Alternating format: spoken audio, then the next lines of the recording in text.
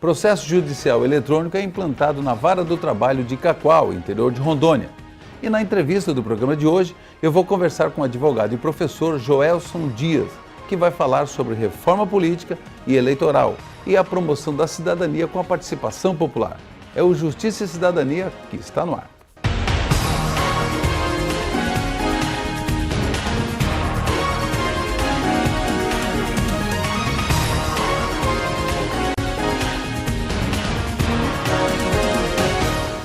Processo judicial eletrônico é implantado na Vara do Trabalho de Cacoal, interior do estado de Rondônia. O município de Cacoal está localizado à margem da BR-364, distante 530 quilômetros de Porto Velho, na região da zona de produção do estado de Rondônia. A Vara do Trabalho de Cacoal foi instalada em 1987, há mais de 2 décadas, levando a prestação jurisdicional aos moradores da região. Em 2012, foram ajuizados mais de 1.200 processos e neste ano já conta com 803 registros. Destaque entre as primeiras varas do Tribunal Regional do Trabalho da 14ª Região em volume processual. A Cacoal é uma vara especial dentro do TRT. O nosso volume processual nos coloca entre as primeiras varas dos estados de Rondônia e Acre em relação a processos ajuizados e volume de trabalho. Juízes, servidores e advogados vivem uma nova realidade com a implantação do sistema de processo judicial eletrônico no dia 30 de setembro, um momento histórico para a Vara do Trabalho de Cacoal. No ato da implantação, foi descerrada a placa comemorativa pelo vice-presidente do tribunal, Francisco José Pinheiro Cruz, juíza Ana Maria Rosa dos Santos, titular da Vara do Trabalho de Cacoal, desembargador Carlos Augusto Gomes Lobo e pelo juiz do trabalho substituto Horácio Raimundo de Sena II. O PJE, da Justiça do Trabalho, ele é um sistema nacional, ele foi desenvolvido em parceria com o CSJT e o CNJ. Então a ideia foi pegar justamente uma única plataforma para ser trabalhada no país todo, para evitar estas diferenciações de sistemas, um na Justiça Federal, outro na Justiça Comum, outro no juizado, até dentro da própria Justiça, com 2 sistemas diferentes. Ele implica em celeridade e ele veio para facilitar não apenas a vida dos magistrados, dos advogados e dos servidores, ele veio para trazer benefícios ao cidadão brasileiro, porque o PJE, com essa celeridade que ele representa, ele vai acabar encorajando as pessoas a buscarem os seus direitos, né, a buscarem a justiça. O advogado cacoalense José Jovino de Carvalho, atuante há mais de 26 anos na região, ajuizou o primeiro peticionamento eletrônico na Vara de Cacoal. Do próprio escritório você vai poder gerenciar os seus processos sem precisar de deslocar. Então, do próprio escritório você protocola a petição e faz todo o acompanhamento processual, só vindo a Vara do Trabalho para fazer a audiência. Com o processo eletrônico a gente vai facilitar muito a vida do advogado e de seus clientes.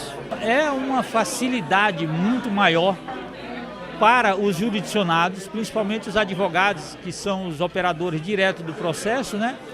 Para os magistrados e servidores que também podem fazer as suas atividades em qualquer local, tendo computador e internet, 24 horas por dia ele pode trabalhar no processo. Com a implantação do processo judicial eletrônico, todas as ações trabalhistas serão processadas eletronicamente, representando o fim do processo de papel. Nós vamos passar a funcionar num sistema misto. Nós teremos processos eletrônicos e processos físicos. É claro que aqueles processos que iniciaram de forma física continuarão a tramitação exclusivamente de forma física, pelo menos por enquanto. Há possibilidade no futuro de que a execução também ocorra de forma eletrônica.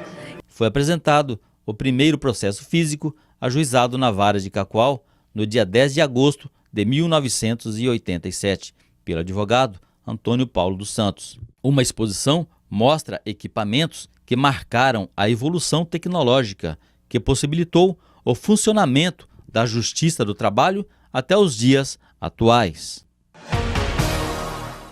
A Vara do Trabalho de Cacoal é a 18ª unidade de primeiro grau a ser contemplada com a implantação do PJE em Rondônia e Acre.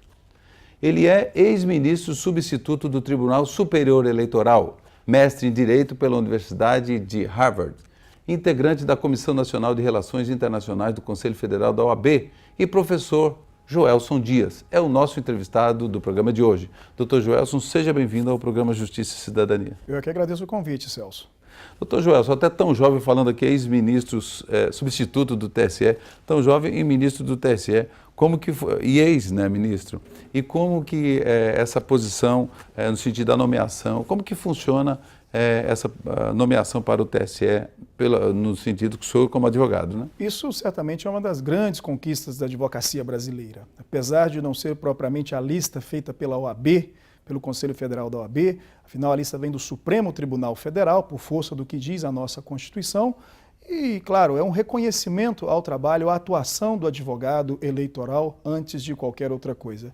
E, com toda certeza, uma honra muito grande receber essa distinção, essa escolha pelo Supremo Tribunal Federal. É claro, o Supremo compõe uma lista de 3 advogados, advogadas, e é justamente essa lista, depois que é submetida à presidência da República, para que a presidenta possa fazer a sua escolha, então, de qual ministro ou ministra integrará a corte. O senhor ficou quanto tempo no TSE? É um mandato de 2 anos. A diferença na justiça eleitoral é essa, né? Que todos os cargos, independentemente dos que ali estão como representante da classe dos advogados, ou mesmo os juízes, os ministros, todos temos um mandato de 2 anos, podendo até ocorrer uma recondução, mas sempre com mandato. E aquela Casa de Leis, né, quer dizer, a questão de julgamento, né, o TSE, então é o palco de grandes discussões hoje no Brasil, né? É claro, a gente recebe com muita honra a indicação, mas vem também com muita responsabilidade, né, porque não deixa de ser justamente a Corte que vai uniformizar a jurisprudência eleitoral, é ela que vai ditar o que vale para todo o Brasil no que diz respeito aos partidos políticos e, claro, às eleições. Agora, doutor Joelson, inclusive até esse movimento que teve, vem para as ruas, enfim, ainda acabou provocando um pouco reforma eleitoral, reforma política. O senhor acredita que hoje esse processo da reforma política é um processo que deve acontecer e o que de mais importante tem no cenário da discussão? Eu acho que as pessoas têm que se dar conta de que esse é um processo que já vinha acontecendo. Eu acho que a grande diferença agora é que nós temos, espera-se, a partir dessas manifestações, mais participação popular. Porque é isso que a Constituição espera. Mais do que direito político de votar e ser votado a cada 4 anos, é de efetiva participação. E é um momento único realmente para que a sociedade possa, então, acompanhar de perto o que o Parlamento brasileiro vem fazendo. Doutor Joelson, nós vamos a um breve intervalo e eu já deixo uma pergunta no ar aqui, né? Com a liberação das redes sociais a qualquer tempo, né? O senhor acredita que isso vai significar uma isonomia entre os candidatos para os próximos pleitos? O senhor responde no próximo bloco. Nós vamos a um breve intervalo e a gente já volta conversando com o professor Joelson Dias. A gente volta já já.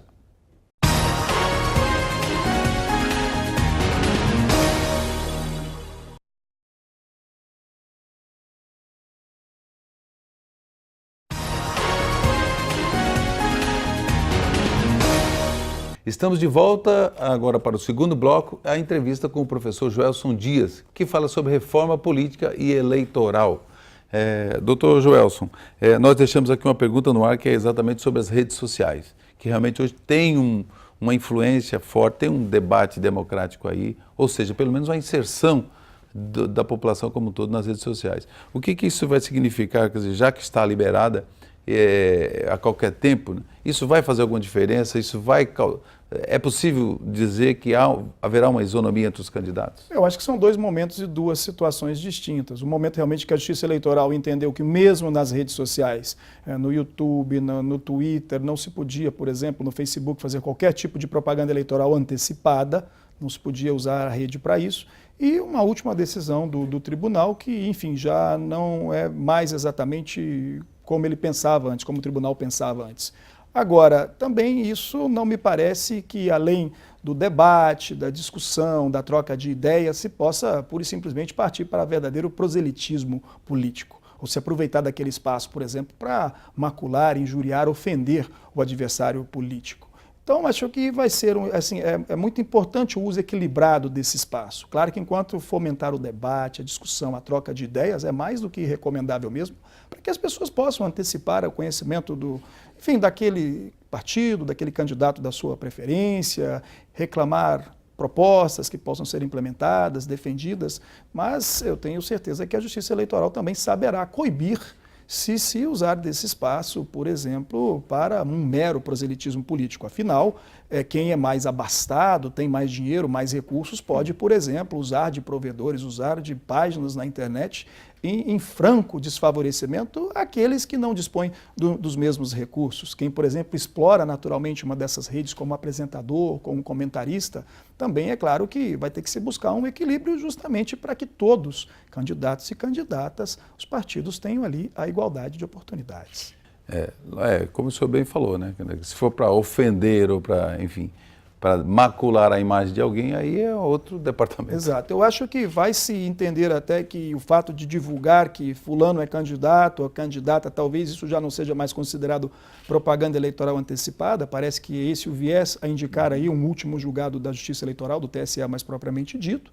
Mas não significa dizer que se possa usar desse espaço para veicular inverdades, mentiras, ofender, né? Enfim, e não poderia ser assim mesmo. Não é nem porque a lei sanciona, né? Não é nem porque a lei, o crime eleitoral, a lei civil aí de reparação de danos morais, mas é porque o debate não deve descambar para isso, né? Um espaço muito privilegiado que devia ser usado não para ofensa, mas para efetiva troca de ideias. Aliás, para informar realmente o que pensa o candidato, né? Ou o pré-candidato. Isso, para que o nosso eleitor possa votar como todos desejamos, né? Consciente, para que o voto possa ser realmente livre e consciente. E puxando este gancho, doutor Joel, o senhor acredita que os eleitores estão um pouco mais conscientes que em momentos anteriores?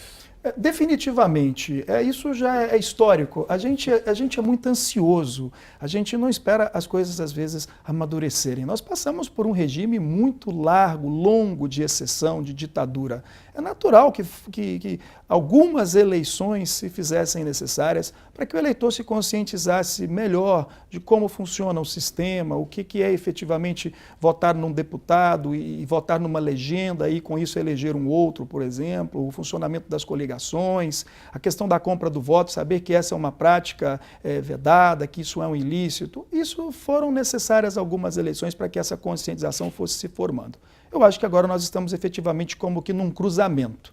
Nós temos um potencial enorme para a efetiva emancipação do eleitor, para uma fiscalização mais de perto, a conscientização dos próprios candidatos de que com essas práticas vedadas eles poderão até ser eleitos, mas não terão preservados os seus mandatos. Afinal, a Justiça Eleitoral não é nem que tem sido rigorosa, tem cumprido efetivamente a lei. E para todos aqueles mandatos que não foram conquistados legitimamente, ou seja, frutos do abuso do poder econômico, abuso do poder político, da compra do voto, todos eles vêm sendo cassados. Então, é um momento para que emancipemos-nos todos, cidadãos, eleitores e os próprios políticos, ou vamos perder uma oportunidade histórica de fortalecer, consolidar ainda mais a nossa democracia. E sempre lembrar, né, que quem compra voto ou quem vende voto, ambos estão cometendo crime. Né? O crime eleitoral, exatamente. Exato. Há uma sanção civil eleitoral, diríamos, que é o candidato perder efetivamente o seu registro ou até mesmo o seu mandato. Hoje o vereador, um prefeito, até mesmo um governador já no cargo foi afastado por conta justamente dessa prática da compra do voto, mas o eleitor também tem que ter consciência disso. Muito antes do artigo 41A, na nossa legislação eleitoral, o Código Eleitoral, no seu artigo 299, já sanciona, já pune até mesmo o eleitor que participar nesse tipo de prática ilícita. Doutor Joelson, professor Joelson, hoje o Brasil conta com 32 partidos e quase que contaria com 33, né? Recente decisão do Tribunal Superior Eleitoral acabou indeferindo o registro né, do partido Rede de Sustentabilidade, da ex-senadora Marina Silva.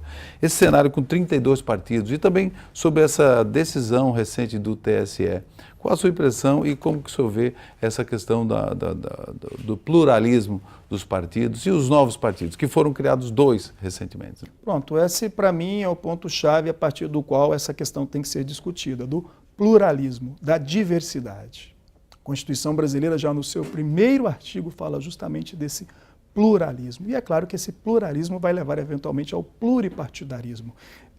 O nosso sistema também é proporcional e isso muita gente não entende. O nosso sistema é proporcional justamente por isso, para se garantir voz às minorias, para que em determinada circunscrição eleitoral, no Estado, por exemplo, possam ser aproveitados de uma certa forma os votos de todos, daqueles que efetivamente farão maioria, por isso terão mais deputados eleitos, mais vereadores eleitos, mas para que se preserve também a voz das minorias, de maneira que, tendo uma quantidade significativa, representativa de votos naquele estado, naquele município, naquela circunscrição, possa essa minoria também eleger os seus deputados, eleger os seus vereadores. E é por isso que a gente tem, então, é natural que tivéssemos, então, esse número de partidos. O que se discute é se já não seria excessivo esse número de partidos. Mas, de novo, eu quero acreditar que a história, mais uma vez, é quem dará a resposta a tudo isso. Porque, de novo, de um Estado, de uma sociedade calada, cerceada, censurada por conta de um regime de exceção, era muito natural que depois, com o retorno da democracia, todos quisessem constituir os seus próprios partidos para ver ali representadas as suas ideias, as suas reivindicações. Eu acho que isso é com o tempo, naturalmente, que vai se ajustar. A discussão da cláusula de barreira é sempre presente. É claro que não podemos pensar numa cláusula de barreira que vá alijar, que vá eliminar do jogo político as legendas, os partidos de menor representatividade. Há que se buscar um equilíbrio. Eventualmente teremos uma cláusula de barreira para que o partido não exista só por si, que efetivamente demonstre uma representatividade, ou seja, um apoiamento necessário para que possa continuar funcionando como partido, mas que também não tenhamos uma situação extremada em que se prestigie apenas a vontade da maioria,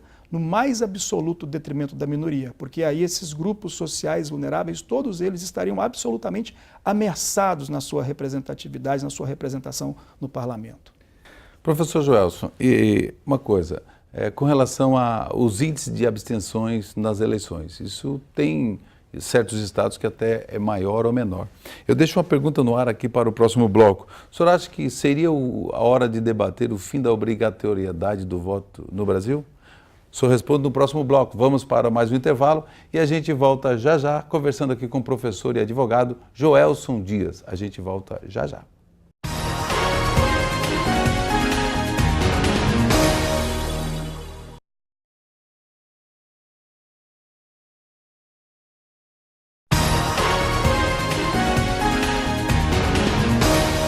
Estamos de volta para o terceiro e último bloco. Eu estou conversando com o advogado e professor Joelson Dias, falando sobre reforma política e eleitoral e alguns temas relevantes da política brasileira. Doutor Joelson, eu deixei uma pergunta no ar, talvez uma pergunta quente para responder, que seria a hora ou teria esse momento para a discussão do fim da obrigatoriedade do voto no país? A gente fala muito de liberdade, de direito de escolhas. Eu confesso que eu já tive o meu momento de achar também que o voto obrigatório feriria essa liberdade, esse direito de escolha do eleitor de comparecer ou não à urna. Mas se pensarmos a obrigatoriedade do voto, assim, em termos práticos, pragmáticos, ela é quase inexistente. Até mesmo no que diz respeito ao comparecimento, porque o eleitor vota como quiser. E que bom que assim o seja, né? Vota nulo, vota em branco, vota no candidato da sua escolha. E mesmo se resolver não comparecer, claro, desde que justifique, não terá absolutamente nenhum problema, e mesmo quando não justifica, as sanções assim nem são tão relevantes a ponto de se pensar em consequências mais extremadas pelo ato de não votar. Mas eu confesso que, com o tempo, eu penso que, da mesma forma que temos direito, nós também temos um dever cívico para com a nossa comunidade. É necessário que, enfim, sacrifiquemos pelo menos ali um tempo, nem que seja a cada 4 anos, para tomarmos conhecimento das propostas, das políticas públicas, como pensar no Estado, saúde, educação, transporte, lazer, na rua, no asfalto, na luz elétrica, na passagem do preço da passagem de ônibus, se nós não cuidarmos da política, se nós não acompanharmos de perto o trabalho dos nossos representantes, deputadas, deputados, governadores, presidente, enfim. Por isso me parece assim que é uma contribuição cívica, uma contribuição necessária, e como diria o ministro Marco Aurélio, é um preço muito módico, né, que se paga, não necessariamente ele defendendo o voto obrigatório, eu não sei a posição do ministro, mas é só a questão da expressão, que é um preço muito módico que se paga para esse exercício do direito, dever de votar. Segundo o TSE, na verdade, foram gastos só na eleição de 2012 em torno quase 400 milhões para fazer as eleições. E o senhor acredita o seguinte, a unificação das eleições, que começa esse debate, unificar, por exemplo, eleições municipais, estaduais e federal, eu digo, em todos os níveis, né, nacionais, para um mesmo tempo, porque às vezes tem muitos candidatos que fazem um mandato do legislativo já na metade do legislativo já vai para o executivo e essa mudança. O senhor acredita que isso seria melhor para o país? Primeiro a gente lembrar que esse valor não é despesa, isso é investimento. Sim, a gente tem que gastar mesmo para ter democracia, para ter cidadania, e é muito bom que a gente tenha eleições regulares. O país sofreu muito quando essas eleições assim não eram. Sim, com certeza. Enfim, é o tipo do recurso que a gente tem que garantir mesmo na verdade não seria gasto mesmo, como investimento. Seria como investimento. É. Mas eu entendo, o propósito é saber se isso não reduziria, por exemplo, o custo das campanhas, do financiamento das campanhas, o próprio custo com as eleições. Eu não sei, eu acho que nós temos que aprofundar um pouco mais o debate sobre essa questão da unificação das datas, porque isso pode ser importante para a questão da governabilidade, né? É importante que o governo se sinta de uma forma ameaçado pela oposição, e a oposição se sinta todo o tempo quase que na esperança de conquistar o governo. Eu acho que é isso que é extremamente salutar para uma democracia, né? O governo fiscalizado, qualquer que seja ele, qualquer que seja o partido, sempre acompanhado muito de perto, e a oposição sabendo que pode ser muito momentânea aquela sua passagem pela oposição. Por isso que me parece que, por questões de governabilidade, talvez seja melhor aprofundar um pouco mais essa discussão sobre a questão da coincidência ou não. O que pode ocorrer é uma necessidade de se ajustar isso, né? Ajustar algumas regras. Por exemplo, não necessariamente aquele que se afasta, logo que eleito se afasta para ser secretário de Estado, ministro, tem que conservar o mandato. Poderia haver uma regra, não estou dizendo que tem que ser assim. Estou sugerindo pelo menos o debate. A gente precisa refletir, porque nós já tivemos momentos na nossa história constitucional em que o parlamentar, ninguém o proibia de assumir como ministro de Estado, mas ele perdia o mandato. Então, para que não aconteça isso, que alguém possa se eleger como prefeito, ou vereador, ou deputado estadual e logo concorrer nas eleições 2 anos seguintes como prefeito, talvez fosse o caso, não de implementar, eu acho que, mas de discutir se não teríamos aí alguma regra para preservarmos o sistema como ele está hoje e com algum ajuste para que possa funcionar melhor. E com relação ao financiamento público de campanha, porque atualmente o sistema é misto, né? Privado, vindo das doações e tudo. Agora, com relação a isso, exclusivamente público financiamento, quais os benefícios que isso pode trazer para o processo eleitoral? Eu acho que, de novo, nós estamos muito ansiosos em encontrar uma solução. O que me preocupa é que nós condenamos o nosso sistema atual, muitos condenam o nosso sistema atual, e já propõem de imediato uma alternativa sem discutir antes essa alternativa.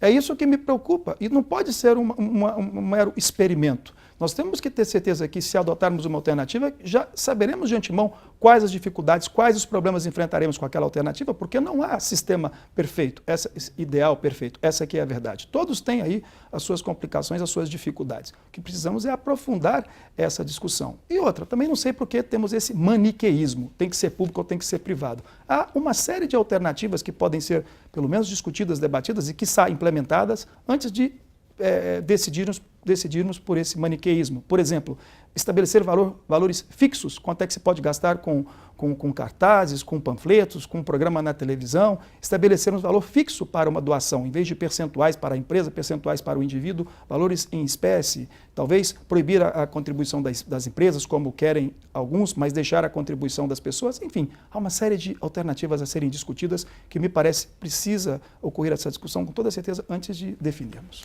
Bom, o senhor veio a Rondônia, é a primeira vez que veio a Rondônia? Não, eu já sou um convidado de muito aí do nosso querido Instituto de Direito Eleitoral de Rondônia, fruto aí dos nossos queridos amigos Joaci e Manuel, enfim, é sempre com muita honra e muito orgulho, e sempre que me convidam eu venho. Bom, eu tinha falado no início do programa que o senhor fazia parte da Comissão Internacional, né? Da Comissão de Relações Internacionais da OAB. Na verdade, o senhor fez parte. Fiz parte, com muita honra, uma designação do Conselho Federal da OAB, com muita honra, continuo prestando a minha colaboração, mas pelo menos nessa gestão, não mais especificamente na Comissão de Relações Internacionais. E atualmente o senhor está numa comissão? Eu tenho várias incumbências da OAB Federal em Brasília. Eu participo do Comitê de Combate à Tortura, eu participo do Comitê de Erradicação, de Educação para os Direitos Humanos, já fui também do Conselho Nacional das Pessoas com Deficiência, ou seja, são sempre indicações, nomeações que me honram muito em Brasília pelo Conselho Federal. E a sua vinda a Rondônia veio fazer uma palestra aqui? Na verdade, com muita honra, a aula magna inaugural de um curso promovido pela Uniron, pelo IDERO, pelo TRE, que dá início justamente a um curso de especialização em direito eleitoral. Com todos esses temas, justamente a reforma política aí tão candente, é bom que se abra mesmo esse espaço para que os interessados da sociedade possam discutir esses temas, participar de um curso de especialização tão importante como esse.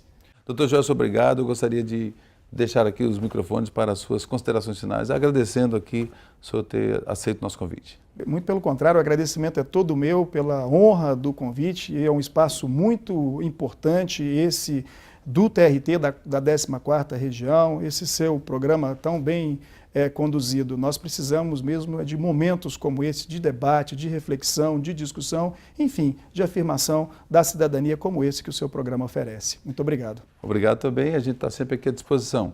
Bom, o Justiça e Cidadania fica por aqui. Eu conversei com o professor e advogado Joelson Dias, que falou sobre o processo e reforma eleitoral, além de outros temas que permeiam a política brasileira, né? Você pode participar do programa também com sugestões de pauta através do e-mail ascom@trt14.jus.br ou nas páginas do TRT presentes nas redes sociais.